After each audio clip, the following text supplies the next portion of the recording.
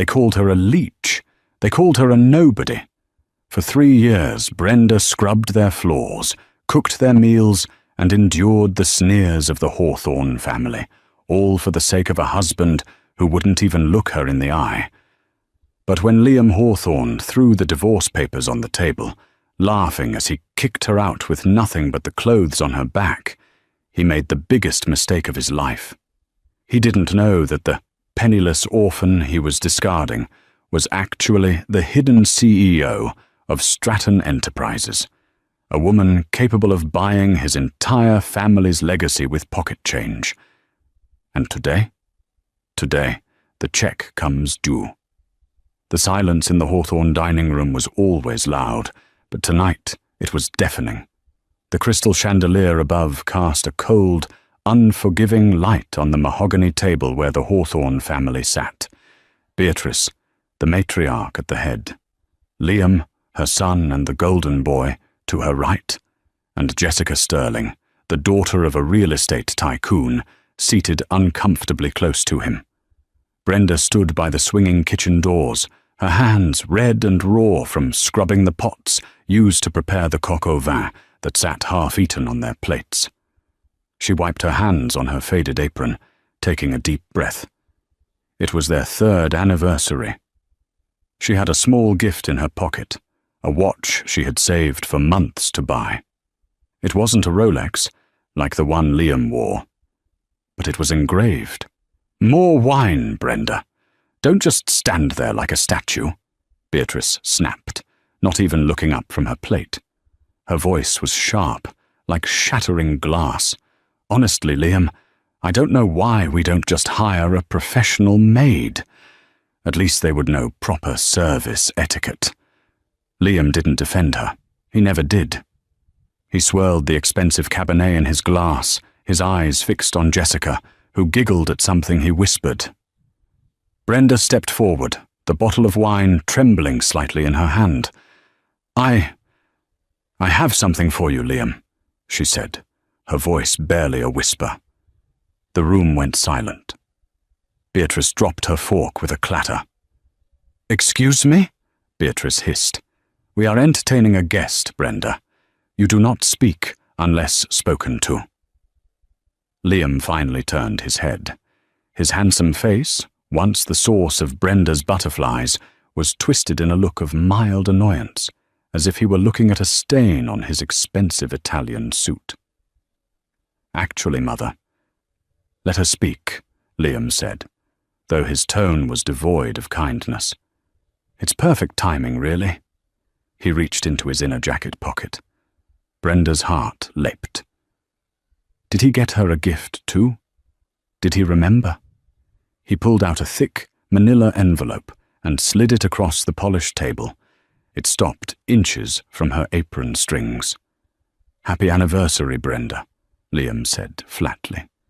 Brenda reached out, her fingers brushing the cold paper. She opened it. The bold letters at the top screamed at her. Petition for dissolution of marriage. The world seemed to tilt. "Liam, what is this?" "It's over, Brenda," Liam said, leaning back and draping an arm over Jessica's chair. Jessica smirked, taking a sip of her wine. "I need a wife who fits my future.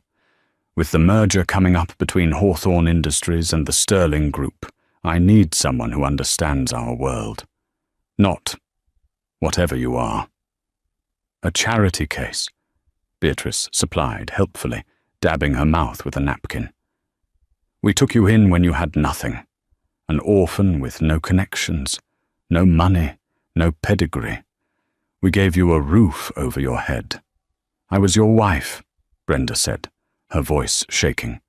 "I loved you. I took care of this house. I took care of your mother when she was sick." "You did what you were supposed to do," Liam cut in coldly. "And you were compensated, room and board. But now, Jessica and I are together. She can bring $50 million in assets to the marriage. You bring nothing but embarrassment." Jessica chimed in, her voice sickly sweet. "Don't make this difficult, Brenda. Liam deserves someone on his level. You can keep the apron, though. as a souvenir. Brenda felt a coldness spread through her chest. It wasn't sadness. It was the icy clarity of realization. For 3 years, she had played the role of the humble housewife, hiding her identity to see if someone could love her for her, not her bank account. She had her answer. "You want me to sign these?" Brenda asked, her voice steadying. "Immediately," Liam said. "And there's no alimony. The prenup you signed 3 years ago ensures you leave with exactly what you came with." "Nothing." Beatrice laughed, a harsh, barking sound. "Make sure you check her bag before she leaves, Liam. She might try to steal the silverware." Brenda looked at them, really looked at them. She saw the greed in Beatrice's eyes, the arrogance in Liam's posture, the cruelty in Jessica's smile. "Fine," Brenda said. She reached for a pen from Liam's pocket, a Mont Blanc she had bought him anonymously for his birthday last year. He flinched as she took it. She signed the papers with a flourish. "Brenda Jenkins." "I'll be gone in 10 minutes, she said, placing the pen down. "But Liam, remember this moment.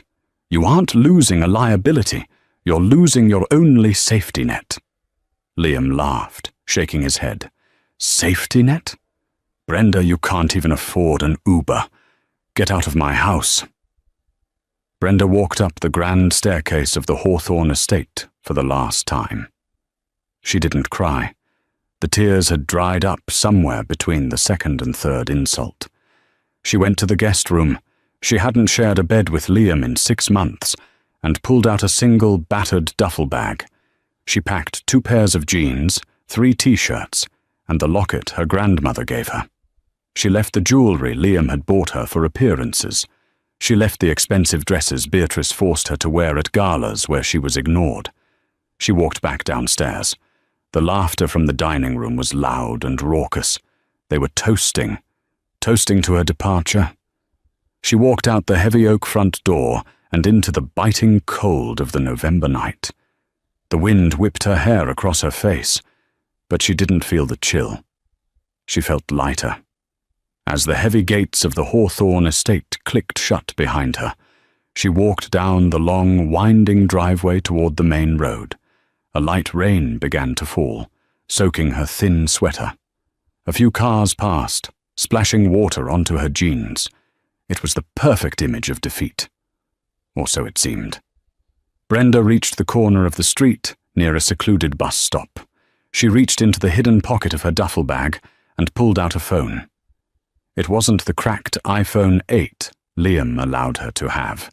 It was a sleek, custom-encrypted device worth more than Liam's car. She dialed a single number. "Status," she said. Her voice had changed. The tremble was gone, replaced by a tone of absolute command. "Ms. Jenkins," a deep, panicked voice answered on the other end. It was Arthur Penhaligon, her chief of staff. "Thank God you called. The board is in chaos. The stocks took a 2% dip because of the rumors about your sabbatical. When are you coming back?" "I'm back now, Arthur," Brenda said, watching the rain hit the pavement. "Send the car. I'm at the corner of Oak and Fifth, near the Hawthorne residence." "The Hawthorne residence? The small regional manufacturing family?" Arthur asked, confused. "What were you doing there?" "Research," Brenda said darkly. "Failed research. Just get here." "And Arthur?" "Yes, ma'am?" "Prepare the acquisition team. I want a full audit on Hawthorne Industries. Their debts, their suppliers, their loans, everything. Consider it done. The Phantom is 2 minutes away." Brenda hung up. She stood in the rain, waiting. 2 minutes later, the darkness of the street was sliced open by blinding LED headlights. A cavalcade of 3 black SUVs roared around the corner, flanking a sleek, silver Rolls-Royce Phantom. The convoy screeched to a halt in front of her. Uniformed security guards jumped out of the SUVs, opening umbrellas and forming a protective perimeter. The back door of the Rolls-Royce opened, and a man in an impeccable suit stepped out, holding a large umbrella. He hurried over to Brenda, looking horrified at her wet clothes. "Miss Jenkins," he said, bowing his head slightly. "I am so sorry we weren't here sooner." Brenda handed him her battered duffel bag. "It's fine, James. Take me to the penthouse. I need a shower, and I need a war room." She slid into the back of the Rolls-Royce.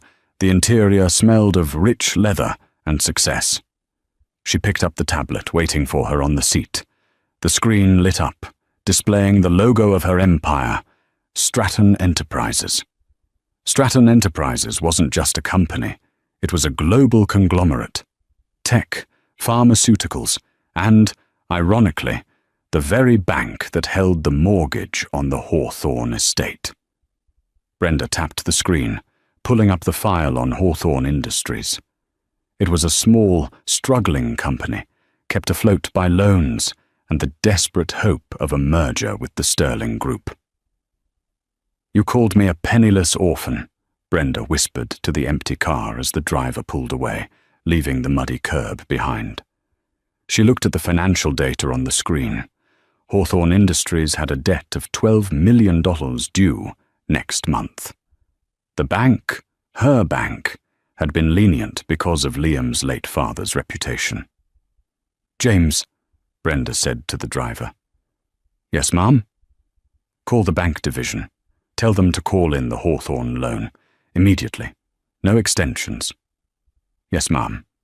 And where should we go after you've changed?" Brenda looked out the window at the city skyline, a city she practically owned. "The Ritz," she said, a small, dangerous smile playing on her lips. "I hear the Sterling Group is hosting their engagement party there next week. I think I'll crash it." The Rolls-Royce disappeared into the night, carrying the woman who had just declared war. Back at the house, Liam was pouring another glass of wine, oblivious that the ground beneath his feet was already crumbling. The penthouse of the Stratton Tower sat 80 floors above the city, a fortress of glass and steel that pierced the clouds. It was silent here, not the uncomfortable, judgmental silence of the Hawthorne dining room, but the heavy, insulated silence of absolute power. Brenda stepped out of the private elevator, her wet sneakers squeaking against the Italian marble floors. The staff was already there. Not the kind of staff Beatrice Hawthorne employed, overworked and underpaid women from the neighborhood, but a phalanx of highly trained professionals, a personal stylist, a chef from a Michelin star background, and her executive assistant, Claire, were waiting in a line. They didn't gasp at her appearance, though Brenda knew she looked like a drowned rat. They simply bowed their heads in respect. "Welcome home, Miss Jenkins," Claire said, stepping forward with a thick white robe warmed to the perfect temperature. "The bath is drawn, lavender and Epsom salts, just as you prefer after difficult days." Brenda allowed Claire to take her wet coat. "Thank you, Claire. Cancel my morning meetings for tomorrow, but keep the board of directors on standby for tonight. I need to convene the war room at midnight." "Understood. And the Hawthorne file?" "Print it physically," Brenda said, her voice hard. "I want to hold the paper in my hands when I tear it apart." Brenda walked into the master bathroom. It was the size of the entire ground floor of the Hawthorne house. She stood before the floor-to-ceiling mirror and looked at the woman staring back. Her eyes were red-rimmed, her hair matted with rain, her skin pale. For 3 years, she had suppressed her natural radiance, wearing no makeup, tying her hair back in severe buns, and wearing ill-fitting clothes to make herself smaller, to make herself the perfect, non-threatening wife for a man with a fragile ego. She turned on the shower. It wasn't just a shower, it was a deluge of hot water from a rainfall head. She stepped in, scrubbing her skin raw. She used a vanilla-scented scrub, desperate to wash away the smell of the onion and garlic she had chopped for Liam's dinner, a dinner he hadn't even touched. As the steam filled the room, the tears finally came. She didn't sob loudly. She just leaned her forehead against the cool tile and let the water mix with the salt on her face. She cried, not because she missed him, but because of the time she had wasted. She cried for the girl who thought love was enough. She cried for the humiliation of begging for grocery money from Beatrice while her own accounts held billions. 20 minutes later, the water turned off. The woman who stepped out was no longer the discarded wife. She wrapped herself in the robe and walked into her dressing room. Claire was waiting. Miss Jenkins, the stylist, brought the new season's collection from Paris. However, for tonight's internal meeting, what is your preference? Brenda ran her hand along a rack of silk blouses. She stopped at a sharp, tailored suit in blood-red velvet. The red, Brenda said softly. It's a declaration of war. By midnight, Brenda sat at the head of a massive obsidian conference table. The view of the city lights sprawled beneath her. 6 men and women, the inner circle of Stratton Enterprises, sat around her. They looked tired but alert. You didn't sleep when Brenda Jenkins called. Arthur Penhaligon stood by the screen, a laser pointer in his trembling hand. Ms. Jenkins, Arthur began, clearing his throat. We've done the deep dive you requested on Hawthorne Industries. It's worse than we thought.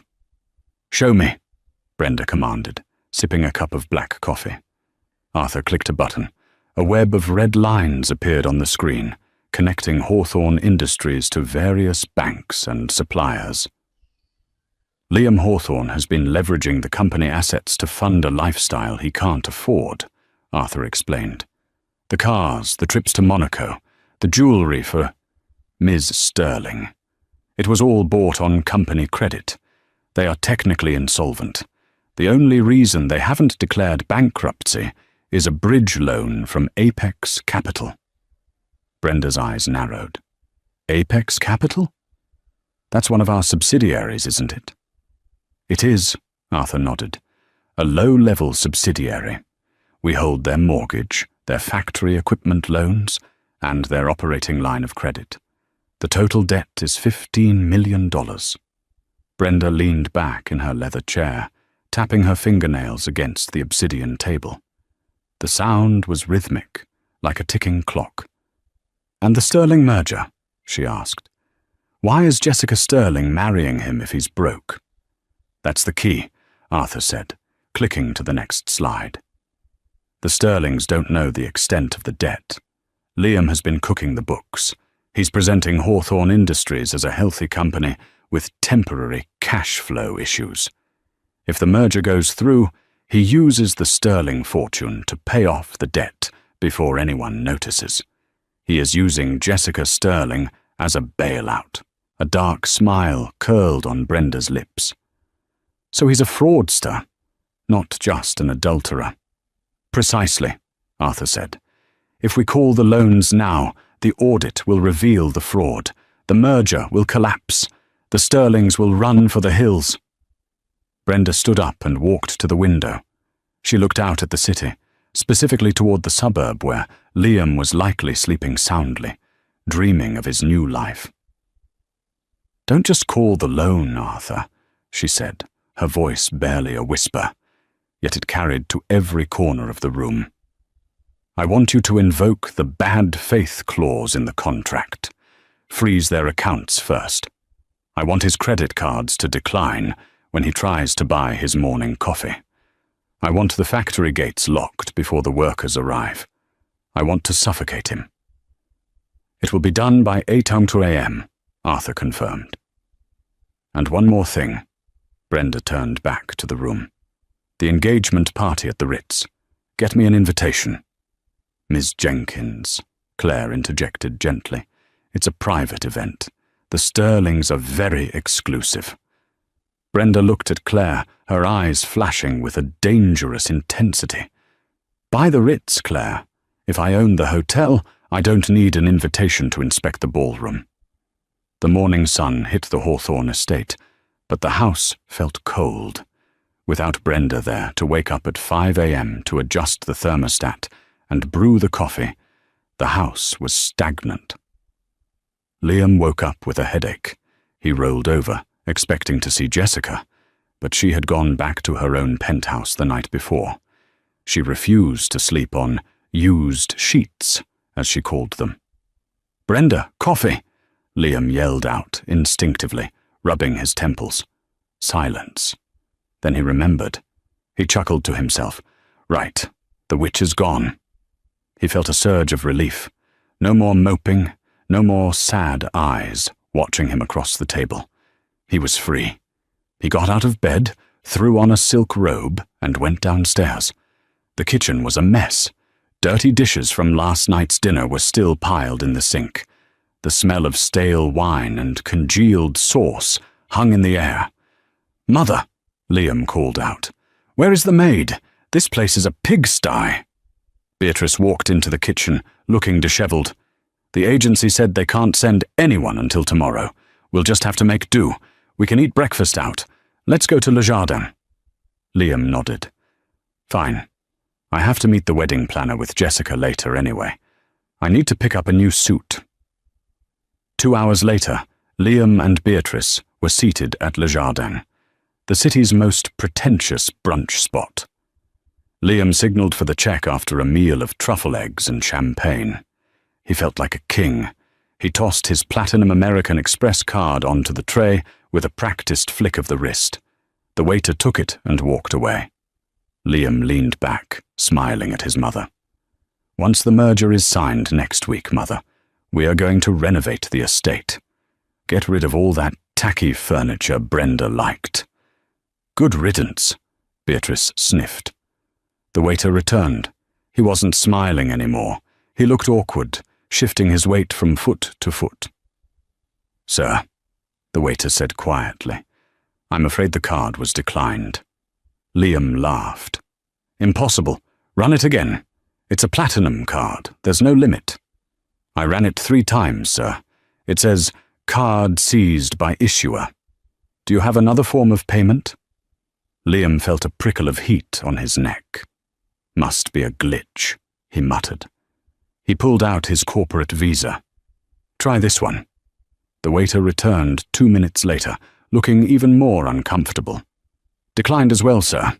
And the manager asked me to tell you that your account has been flagged for suspicious insolvency." "Insolvency?" Beatrice screeched, causing heads to turn at nearby tables. "Do you know who we are? We are Hawthornes." Liam stood up, his face red.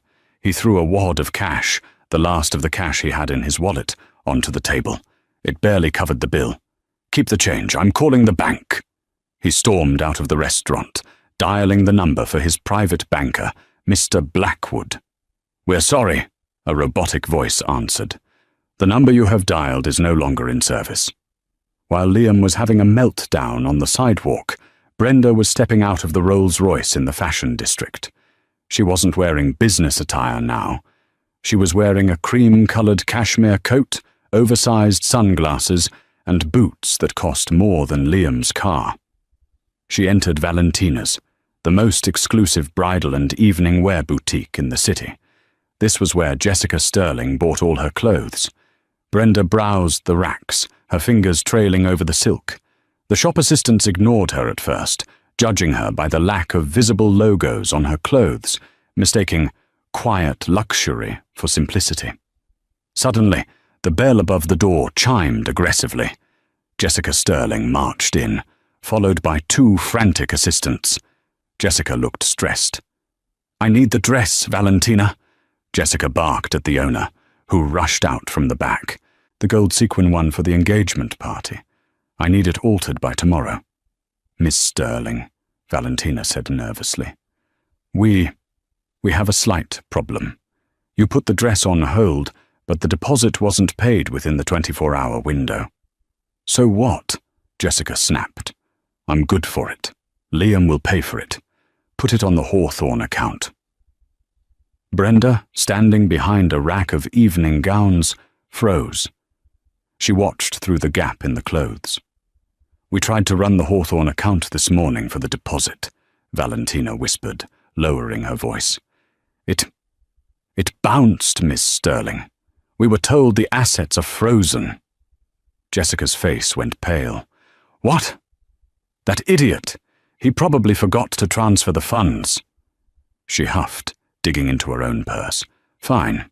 I'll pay for it myself. Where is the dress? Valentina looked terrified. Well, since the deposit wasn't paid, and it's a one-of-a-kind piece. Spit it out. We sold it. 10 minutes ago. Jessica's eyes widened in fury. You sold my engagement dress? To who? Who could possibly afford a $50,000 dress off the rack? I did. The voice was calm, velvety, and familiar. Jessica spun around. Brenda stepped out from behind the rack. She wasn't the Brenda Jessica knew, the one in the apron with the messy bun. This woman stood tall, radiating an aura of untouchable elegance, the cream coat draped perfectly over her frame. She held a glass of champagne that the store manager had just handed her. Jessica blinked, confused. Brenda, what are you doing here? Are you applying for a cleaning job? Brenda took a slow sip of champagne. Hello, Jessica. No, I'm not here for a job. I'm here for the dress. She gestured to the counter, where the shimmering gold gown was being carefully wrapped in layers of tissue paper and placed into a velvet box. You? Jessica laughed, a harsh, incredulous sound. You can't afford a button on that dress. Did you steal Liam's credit card before you left? Liam's cards don't work, Jessica, Brenda said, her voice dropping to a conspiratorial whisper. Didn't you hear? Insolvency is such an ugly word. Jessica stiffened. Give me the dress, Brenda. I'll give you $500. It's more than you'll make in a month scrubbing floors. Brenda walked up to the counter. She placed her hand on the velvet box. I'm afraid it's not for sale, Brenda said. I think I'll wear it. Maybe to a party. I hear there's a big one coming up at the Ritz. You aren't invited, Jessica spat. We'll see, Brenda smiled. She turned to the shop assistant. Please have this delivered to the penthouse at Stratton Tower. The room went silent. Stratton Tower, the most expensive address in the city. Jessica looked at Brenda, really looked at her, and for the first time, she felt a flicker of fear. The woman standing before her wasn't the victim. She was the predator. Who are you? Jessica whispered. Brenda adjusted her sunglasses, turning toward the door. I'm the woman who signed the prenup, Jessica. You should have read the fine print. Brenda walked out into the sunshine, leaving Jessica staring at the empty counter, the echo of her heels sounding like gunshots in the quiet store. The executive office of Hawthorne Industries used to be a place of quiet arrogance. It was where Liam's father had built a legacy, and where Liam had spent the last 3 years dismantling it. Today, the silence was gone, replaced by the chaotic shrill of telephones that no one was answering. Liam sat behind his mahogany desk, his head buried in his hands. The morning sun streamed through the blinds, illuminating the dust motes dancing in the air. Dust from the files he had thrown in a rage 10 minutes ago. His secretary, Mrs. Gable, opened the door. She didn't knock. She was wearing her coat, clutching her purse tightly against her chest. I'm leaving, Liam, she said, her voice trembling but firm. She didn't call him Mr. Hawthorne. The respect had evaporated, along with the payroll. Liam looked up, his eyes bloodshot. You can't leave, Mrs. Gable. I have the Sterling merger meeting tonight. I need the contracts prepped. The printers are repossessed, she said flatly, and the security team just walked out. They said their checks bounced this morning.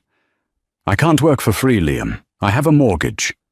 It's a glitch, Liam slammed his fist on the desk. I told you the bank is sorting it out. By Monday, everyone gets a bonus. Mrs. Gable looked at him with pity. It was the same look Brenda used to give him when he'd come home drunk and angry. "It's not a glitch. The factory foreman called. The gates are chained shut. There's a notice from Apex Capital on the door. It's over." She walked out, leaving the door open. The sound of her heels clicking away echoed like a countdown. Liam scrambled for his phone. He dialed the number for Apex Capital again. This time, someone answered. "Apex Capital, Legal Department," a crisp voice said. "This is Liam Hawthorne," he barked, trying to summon the authority he no longer possessed. "You people have made a grave mistake. You've frozen my operations. Do you know who my father was?" "We are aware of the file, Mr. Hawthorne," the voice replied, unbothered. "We are executing the foreclosure clause based on the evidence of fraudulent accounting provided to us during the audit initiated yesterday." "Audit? What audit?" "You can't just audit me without notice." "We can when the debt is held by our parent company. We have instructions to liquidate assets to recover the $15 million. "Parent company?" Liam paused. Hawthorne Industries had always dealt with Apex as an independent lender. "Who owns you?" "Stratton Enterprises." The phone slipped from Liam's sweaty palm and clattered onto the desk. Stratton Enterprises, the global giant, the leviathan of the corporate world. Why would a company that size care about his mid-sized manufacturing plant? He felt a sudden, claustrophobic panic. He needed money. Fast. He needed to keep the lights on until tonight. If he could just get Mr. Sterling to sign the merger papers at the engagement party, the Sterling capital would flow in, and he could pay off Apex. He grabbed his car keys and ran out of the office. He drove like a madman to his mother's house. When he burst through the front door of the Hawthorne estate, he found Beatrice sitting in the living room. She wasn't panicking. She was sitting in the dark, staring at the wall. "Mother," Liam panted, "I need the emergency bonds, the ones Dad left in the safe. I know you said we should never touch them, but this is it. We need the cash." Beatrice slowly turned her head. Her face was grey. "They're gone, Liam." "What do you mean, gone?" "I sold them," she whispered. "Last year. To pay for your car, and the trip to the Maldives, and Jessica's diamond earrings." Liam stared at her, the room spinning. You spent the safety net?" "I thought you were fixing the company," Beatrice shrieked suddenly, standing up. "You told me profits were up. You told me we were rich. I spent the money because you said we could." "I was lying," Liam screamed back. "I was lying to keep up appearances so I could land Jessica. I needed that money to save us." The truth hung heavy in the air between them. They were two frauds, standing in a house they couldn't afford, wearing clothes they hadn't paid for. "What do we do?" Beatrice whimpered, collapsing back onto the sofa. "The electricity company sent a final notice today." Liam straightened his tie, his hands shaking uncontrollably. A cold, desperate resolve settled over him. "We go to the party," he said. "We go to the Ritz. We smile. We drink champagne. And I make sure Robert Sterling signs that contract before midnight.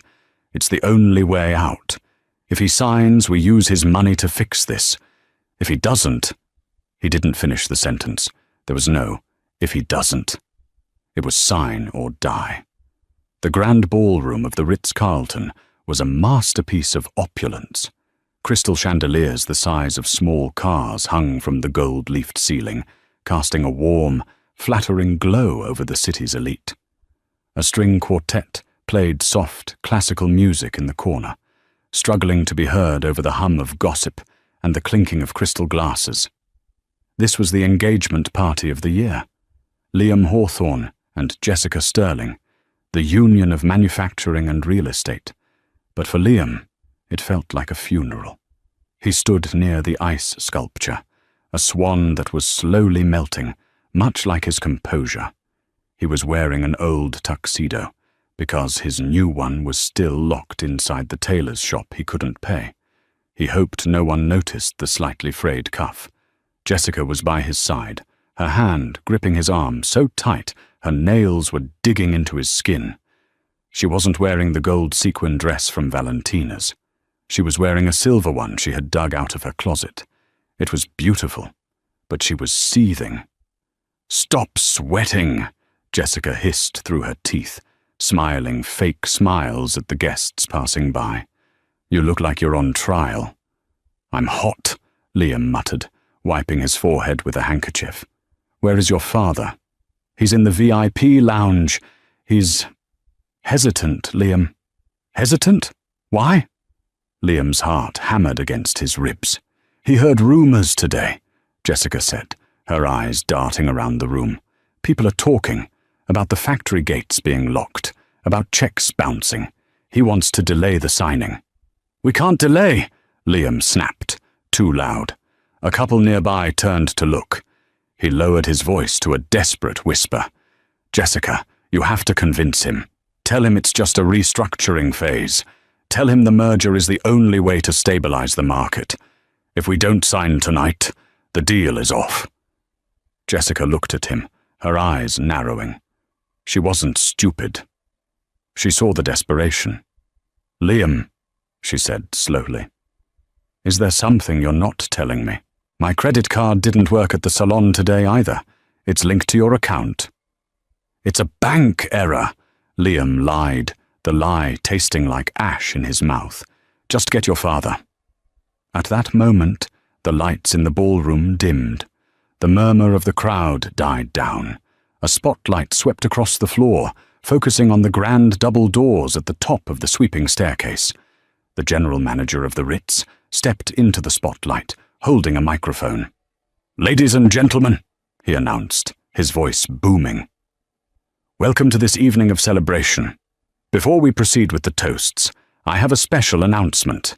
As of this afternoon, this hotel has come under new ownership." A ripple of confusion went through the crowd. Liam frowned. "Who bought the Ritz on a Tuesday?" "The new owner," the manager continued, "wishes to extend her personal congratulations to the happy couple. She has graciously comped the entire evening's bill as a wedding gift." Liam let out a breath he didn't know he was holding. Free. That saved him $50,000 he didn't have. Maybe his luck was turning. "Who is it?" Jessica whispered, looking up at the staircase. "Please welcome." The manager gestured to the top of the stairs. "The CEO of Stratton Enterprises, Ms. Brenda Jenkins."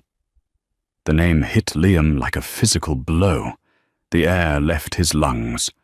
Brenda Jenkins. No, it couldn't be. Brenda Jenkins was a maid. Brenda Jenkins was a nobody. Brenda Jenkins was the woman he had kicked out into the rain 2 days ago. The double doors swung open. A collective gasp swept through the room. Standing at the top of the stairs was a woman who looked like a queen from a forgotten empire. She was wearing the gold sequin dress, the one Jessica had wanted. It clung to her body like liquid metal, shimmering with every breath she took. Her hair, usually hidden in a bun, cascaded down her back in rich, glossy waves. Around her neck sat a diamond necklace that caught the light and threw it back with blinding intensity. But it was her face that froze Liam's blood. It was Brenda. But it wasn't the Brenda he knew. Her eyes were sharp, cold, and amused. She looked down at the crowd, her gaze sweeping over the hundreds of guests until it locked onto Liam and Jessica at the bottom of the stairs. She didn't smile. She didn't wave. She simply took the first step down. Click. The sound of her heel on the marble step was amplified by the acoustics of the room. Click. Liam couldn't move. He felt Jessica's hand go limp on his arm. "That's..." Jessica stammered, her face draining of color. "That's the maid. That's your wife." "Ex-wife," Brenda's voice rang out. She hadn't used a microphone, but the room was so silent her voice carried perfectly. She reached the bottom of the stairs, the crowd parting for her like the Red Sea. She walked straight toward them, flanked by 4 security guards and Arthur Penhaligon. She stopped 3 feet away from Liam. Up close, the transformation was terrifying. She smelled of expensive perfume and power. "Hello, Liam," Brenda said smoothly. She held out a glass of champagne. "Happy anniversary. Oh, wait, I suppose it's happy engagement now." Liam opened his mouth, but no sound came out. His brain couldn't reconcile the images. The woman who scrubbed his toilets was owning the room. "You," Liam croaked. "You own Stratton Enterprises?"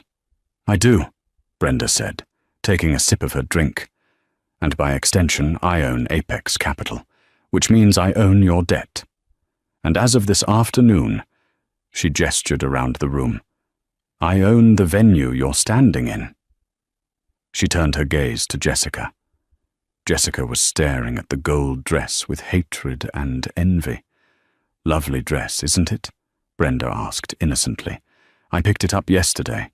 I heard someone couldn't pay the deposit." "You tricked us," Jessica screeched, finding her voice. "You pretended to be poor. You lied."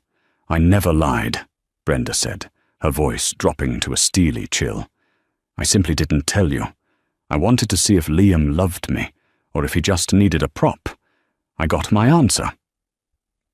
Suddenly, a heavy hand landed on Liam's shoulder. It was Robert Sterling, Jessica's father. He looked furious. But he wasn't looking at Brenda. He was looking at Liam. "Is this true?" Mr. Sterling demanded, pointing at Brenda. "Is she the one holding your debt? Is she the reason the rumors are flying?" "Robert," Brenda said, stepping forward and offering her hand to Jessica's father. "It's good to see you again. I believe we met at the Davos summit last year. Though I was wearing a different face then." Mr. Sterling's eyes widened. He recognized her. Not as the maid, but as the titan of industry he had seen on magazine covers. The realization dawned on him instantly. "Ms. Jenkins," Mr. Sterling stuttered, ignoring Liam completely. I had no idea." "Mr. Sterling," Brenda said, her voice dripping with mock concern, "I would advise you to read the due diligence report on Hawthorne Industries before you sign anything tonight. My auditors found some interesting discrepancies. I'd hate for a man of your reputation to be dragged into a fraud investigation." "Fraud?" Mr. Sterling stepped back from Liam as if he were contagious. "The merger is off." "No!" Liam screamed, grabbing Mr. Sterling's arm. "You can't listen to her. She's just a bitter ex-wife. The company is fine." "Get your hands off me," Mr. Sterling shoved Liam away. "Come, Jessica, we're leaving." "But Daddy," Jessica whined, looking from Liam to the dress to Brenda. "Now," Mr. Sterling roared. Brenda watched them go, a small smile playing on her lips. She turned back to Liam, who was standing alone in the center of the ballroom, the guests whispering and pointing. Beatrice was in the corner, sobbing into a napkin. "Well, Liam," Brenda said softly, leaning in close so only he could hear. "You wanted a wife who fits your future. I think you're right. I'm far too successful for where you're going." She turned to Arthur. "Arthur, play the video." "What video?" Liam whispered, shaking. Brenda pointed to the massive projection screen behind the stage, usually reserved for wedding photos. "The one from the security cameras in your dining room," Brenda said. "The one where you admit to the fraud. The one the police are watching right now." The massive projection screen behind the stage, which displayed a looped slideshow of Liam and Jessica's engagement photos just moments ago, flickered to black. The room went deathly silent, save for the hum of the projector. Then, the audio crackled to life. It was Liam's voice, clear and undeniable. "I need a wife who fits my future. She can bring $50 million in assets to the marriage. You bring nothing but embarrassment." The video feed appeared. It was the dining room of the Hawthorne estate from 3 nights ago. The angle was high, captured by the hidden security camera nestled in the chandelier. A security measure Liam's paranoid father had installed years ago, one Liam had forgotten, but Brenda, the one who cleaned the fixtures, had not. The guests at the Ritz watched in horrified fascination as the grainy footage showed Liam leaning back in his chair, swirling his wine, looking smug. If the merger goes through, he uses the sterling fortune to pay off the debt before anyone notices. Arthur's voice narrated over the video, cutting to a clip from the boardroom meeting where Liam was laughing with his CFO. "We just need to cook the inventory logs, show assets that don't exist. Once Sterling signs, we use his cash to fill the hole."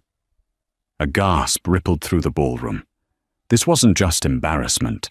This was evidence of a felony.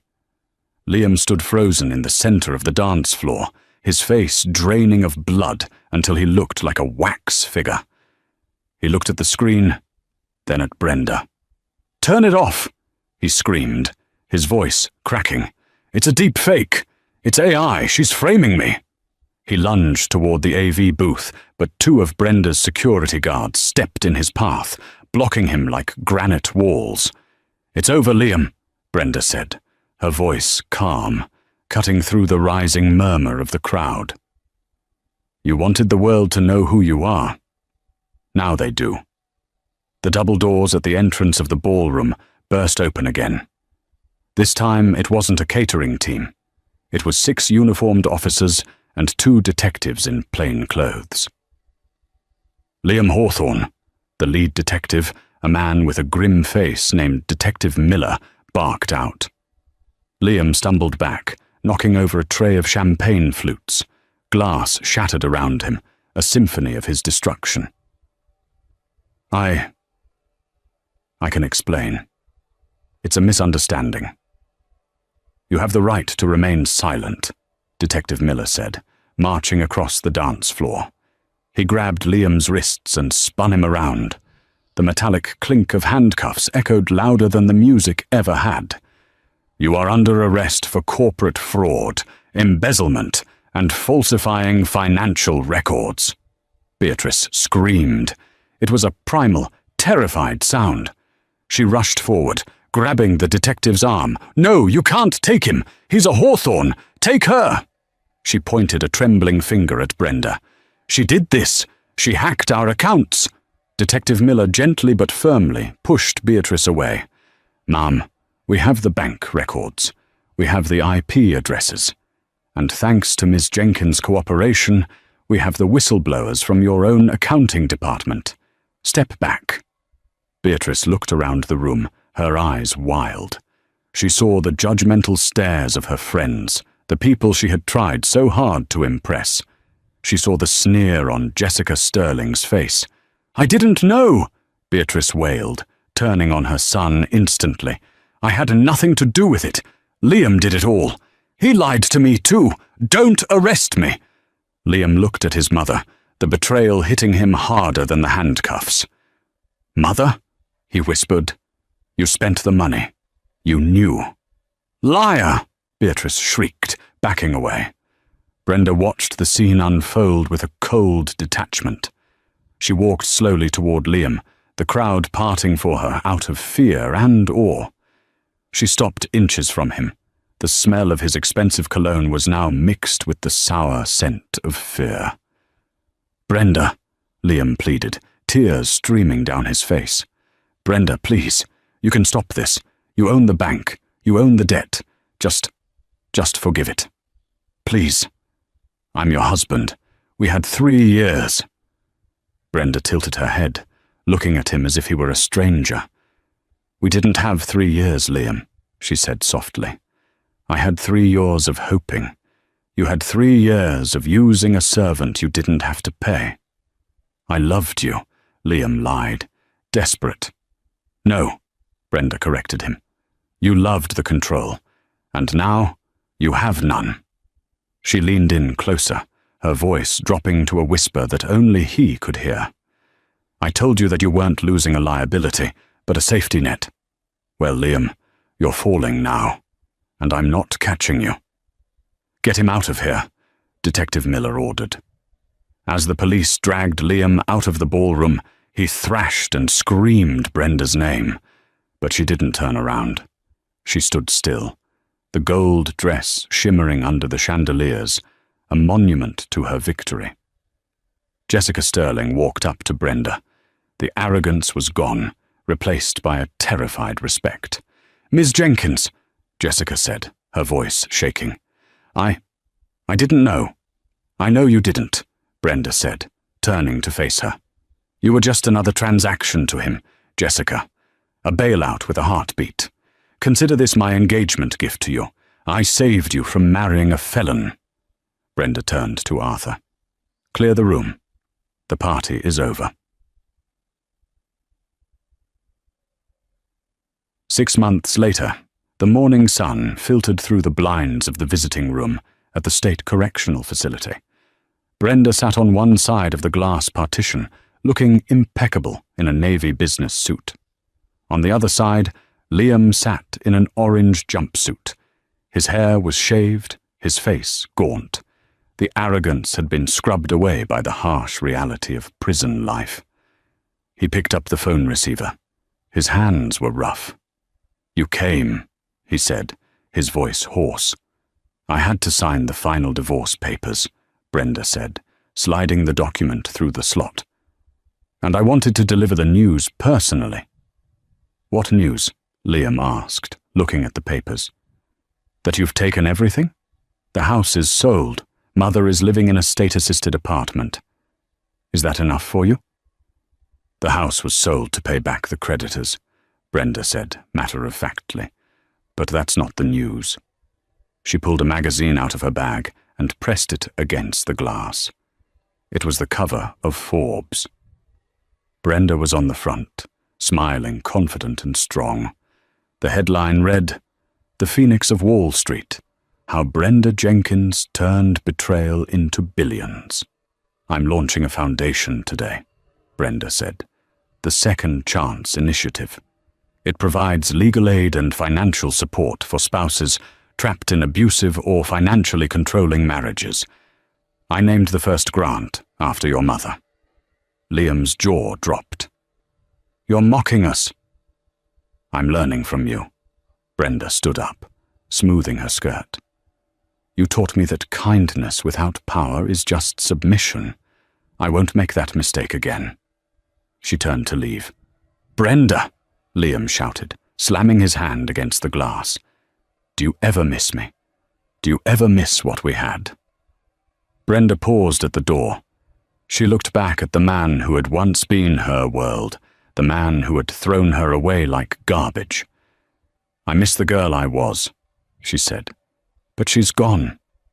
And frankly, I like this woman much better." She walked out of the prison and into the bright, open air. Her driver held the door of the Rolls-Royce open. "Where to, Miss Jenkins?" "Forward, James." She smiled, putting on her sunglasses. "Just forward." As the car drove away, leaving the prison in the dust, Brenda didn't look back. The rearview mirror was for the past, and she had $1 billion empire to run. And that is how Brenda Jenkins turned her greatest humiliation into her greatest victory. Liam Hawthorne thought he was discarding a broken, penniless woman, but he ended up awakening a sleeping giant. In his arrogance, he forgot the most important rule of life. You never know who someone truly is until you strip them of everything. He stripped Brenda of her dignity, only to find that underneath the apron was an armor of steel. This story isn't just about revenge, it's about worth. It's a reminder that your value isn't defined by how people treat you, but by what you hold inside. Liam chased gold and lost the diamond he already had. He ended up with nothing, no money, no status and no freedom, while Brenda didn't just reclaim her company, she reclaimed her life. What a satisfying ending. I honestly think Liam got exactly what he deserved. But what about Beatrice? Do you think she deserved to lose everything too? Or was she just a victim of her son's lies? Let me know your thoughts in the comments below. I read every single one. If you enjoyed this story of justice and karma, please smash that like button right now. It really helps the channel grow. And if you haven't already, hit subscribe and ring the notification bell so you never miss another dramatic story. We have a crazy cheating revenge story coming up tomorrow that you do not want to miss. Thanks for watching, and I'll see you in the next video.